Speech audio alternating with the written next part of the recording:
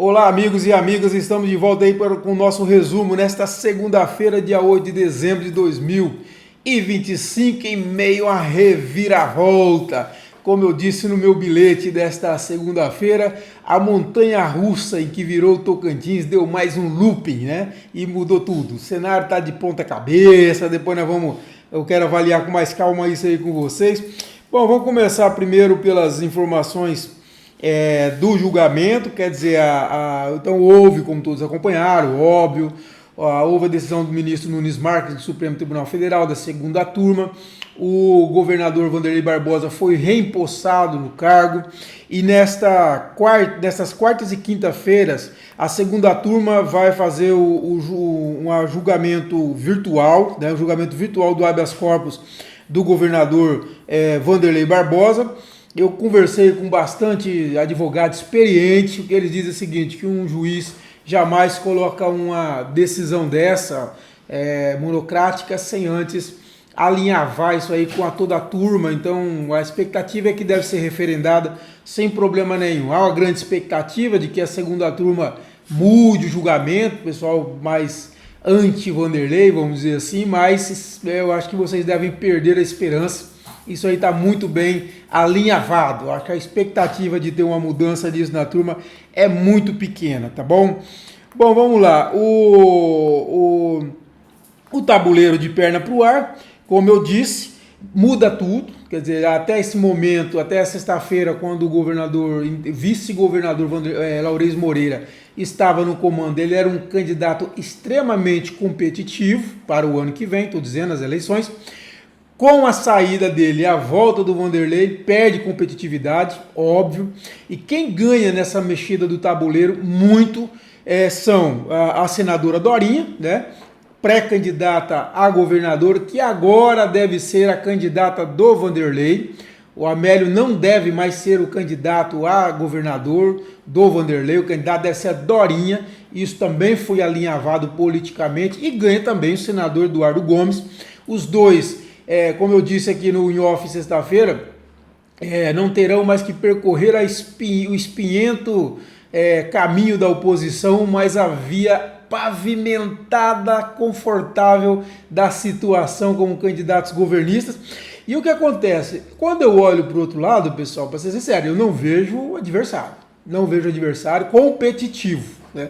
Competitivo que possa fazer frente. Lógico, uma pessoa me falou no final de semana, temos 10 meses pela frente até a eleição, óbvio, temos 10 meses pela frente, mas olhando o cenário, não vejo competitividade, não vejo mesmo nesse momento. Também ganho do Gaguinho, pelo jeito também o Gaguinho vem, conquista sua vaga de candidato a senador na chapa majoritária.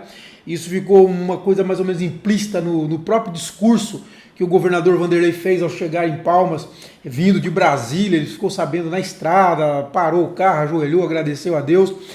Quando chegou aqui na altura lá no Ayrton Senna, em Itaquaruçu, e viu uma grande multidão esperando ele, amigos, simpatizantes, políticos, e foi feito lá um discurso, e ele citou um agradecimento muito profundo ao Gomes, principalmente, que foi o grande articulador. Sem o Gomes, nada disso teria ocorrido, foi o grande articulador de tudo isso.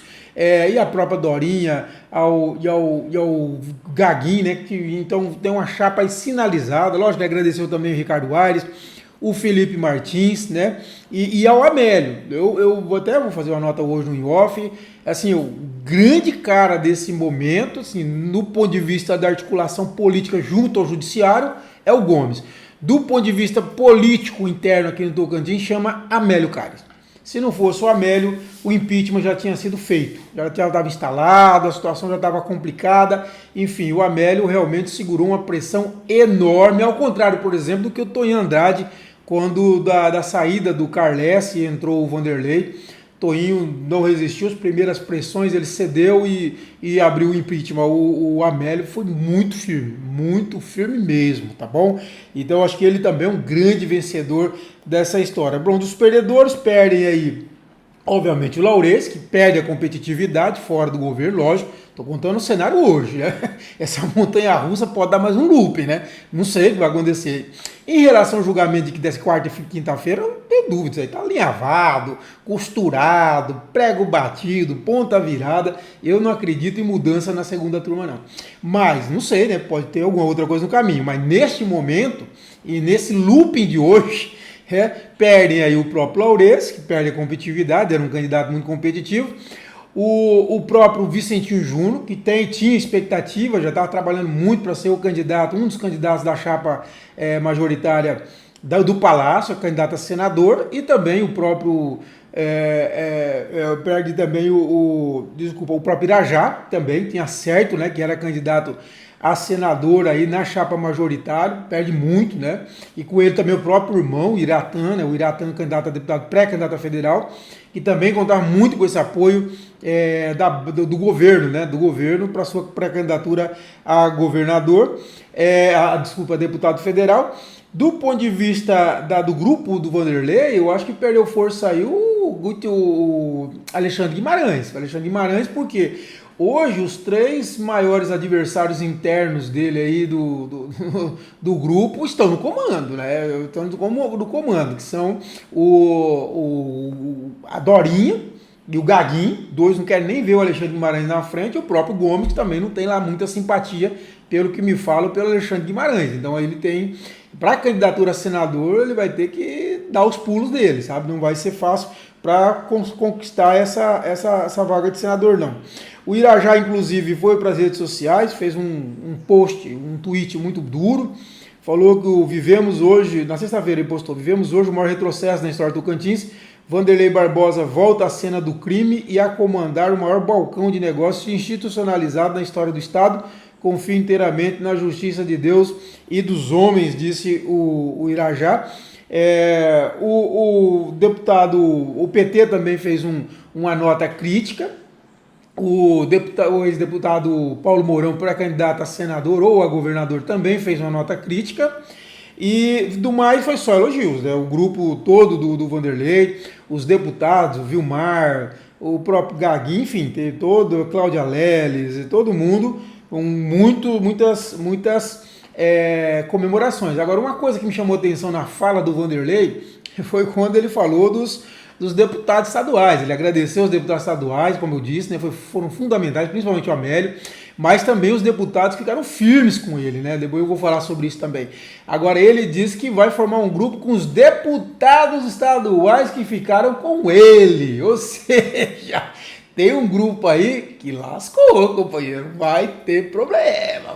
Eu vou falar sobre isso no off de hoje, acompanha aí, tá bom? Vai ter problema, um grupinho aí que ficou, que cedeu aí e tal, né, e etc e tal. Bom, vamos lá, vamos ver o que nós temos mais aqui. O Amasta fez um vídeo que revelou sua frustração ao deixar a Secretaria de Indústria, Comércio e Serviço. Ele assumiu faz 10 dias, disse que estava apaixonado por esse trabalho, fez um vídeo com a foto do Laurez atrás de governador e tal. Enfim, o Amasta, meu amigo Amasta, tem gente chamando ele estão chamando ele de meio que Mick Jagger da política do Tocantins, né? Ele ia entrar no governo Eduardo, o governo Eduardo caiu. Ele ia entrar no governo, entrou no governo Laurez, o governo Laurez caiu. O povo tá falando, ele é pé frio, ele é o Mick Jagger do governo, mas ele seria um excelente, como eu já disse, secretário de Indústria e Comércio. Bom, dos que voltaram, né? Dos que voltaram, que o Vanderlei voltou já no Diário Oficial Extraordinário, edição extra agora sábado, o único que voltou, que pertenceu aos dois governos, Laurez e Vanderlei, foi o Bruno Azevedo, que é o secretário de Segurança Pública, voltou com o Vanderlei, né? O Bruno, ele foi contemplado com a exoneração semana passada. Se ele tivesse no cargo na sexta-feira, ele não teria voltado, essa é certeza. Agora ele foi contemplado com uma exoneração semana passada e acabou voltando. Os outros não voltaram, teve o Osíris Damaso, que fez parte do governo Vanderlei, o Paulo Lima, que é presidente da PEC, num governo e no outro, também não voltou. Então vai, a Irana, a doutora Irana, também não voltou. Inclusive a doutora Irana, o pessoal do Vanderlei estava muito chateado com ela, não gostou da promoção que ela teve, né? De procuradora-geral, ela virou chefe da Casa Civil. Isso aí não soou muito bem no meio do Vanderlei, tá bom? E o governador Vanderlei, ele anunciou aí uma comissão para rever os atos da gestão interina de Laures e contesta o que chamou de programas eleitoreiros.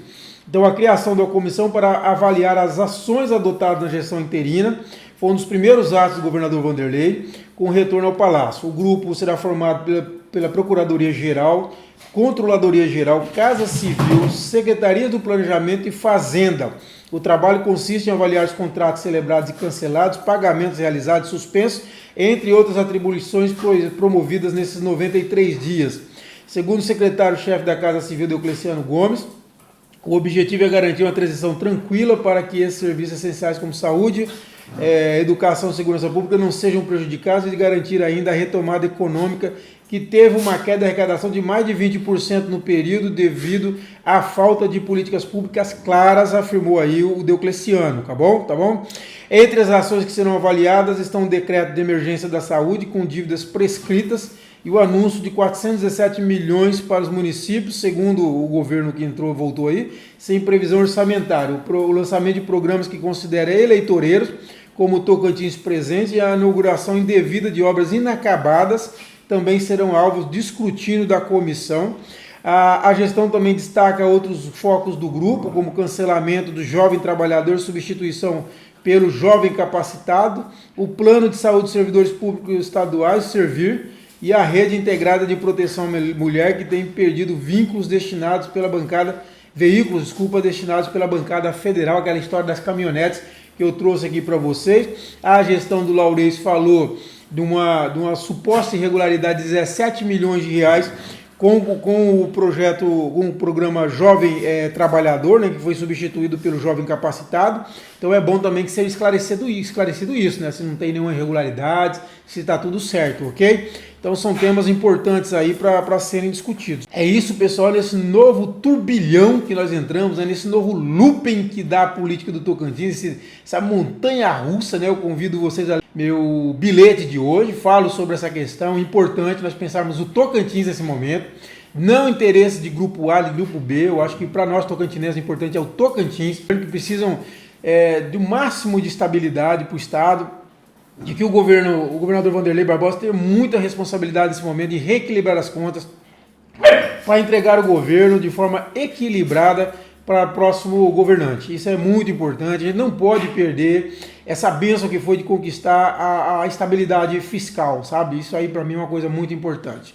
É isso, pessoal, vocês devem estar ouvindo aí meus meninos, né, meus cachorrinhos, que estão aqui no meu pé, porque Dona Sandra está viajando, volta amanhã, graças a Deus, e eles passam o dia comigo aqui na redação, né? Eles não gostam de ficar sozinhos. E aí não fico com dó de tirar eles ficam aqui no escritório brincando com bolinha, brincando entre eles, brigando igual criança. Eu tenho que separar a briga entre eles, é uma graça. Eu amo esses meninos, são meus companheirinhos, tá bom? Espero que tenham gostado. Ó, convido você, seja nosso parceiro no CCT Mais Independente. As informações estão nesse vídeo abaixo aqui, vocês vão ver, tá bom? Para a gente construir cada vez mais um site independente, com compromisso com o Estado, com a democracia, com o Brasil, não com grupos. Essa política menor de comunicação não me interessa. Eu tenho muita preocupação com o Estado, com a democracia, que andou correndo muito risco, e com o nosso desenvolvimento, sabe? A gente precisa pensar grande. E eu tenho esse compromisso comigo, com vocês, com o Estado que me deu tudo que eu sou, que eu tenho, e a quem eu agradeço muito. Eu sou um tocantinense de coração. Não gosto nem de sair do Estado para viagem. Eu amo esse Estado aqui, é meu lugar, e eu quero muito contribuir para esse debate, para o desenvolvimento do Estado, e eu conto muito com esse apoio de vocês, tá bom? Seja nosso parceiro no CCT Mais Independente, leia aqui embaixo as informações e qualquer coisa, estamos à disposição para tirar dúvidas, ok? Obrigado a todos, excelente semana, que não seja uma semana de mais estabilidade, né? Tá bom? Um abraço.